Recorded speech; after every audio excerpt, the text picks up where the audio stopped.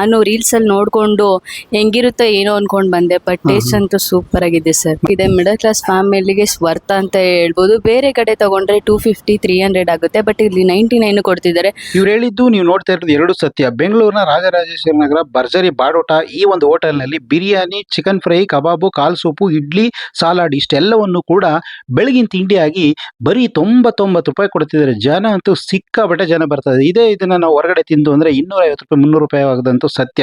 ಅದೇ ಇಷ್ಟು ಐಟಮ್ ಎಲ್ಲವನ್ನು ಕೂಡ ಪ್ರತಿದಿನ ಬೆಳಿಗ್ಗೆ 7 ಗಂಟೆಯಿಂದ ಮಧ್ಯಾಹ್ನ 12 ಗಂಟೆವರೆಗೂ ಕೂಡ ಬಿಸಿ ಬಿಸಿಯಾಗಿ ಕೊಡ್ತಾ ಇರ್ತಾರೆ. ಅದಕ್ಕೋಸ್ಕರ ತುಂಬಾ ಜನ ಬಂದು ಇಲ್ಲಿ ಕಾಲ್ soup, idli, chicken fry, chicken starter ಮತ್ತೆ ಕಾಲ್ ಸೂಪಿನೆಲ್ಲವನ್ನು ಕುಡಿದು ಚೆನ್ನಾಗಿ ತಿಂದು ಎಂಜಾಯ್ ಮಾಡ್ಕೊ ಹೋಗ್ತಿದ್ದಾರೆ. ಆದರೆ ಹೋಟ್ಲಲ್ಲಿ ಆಂಬಿಯನ್ಸ್ ಇದೆ, ಸಖತ್ತಾಗಿದೆ.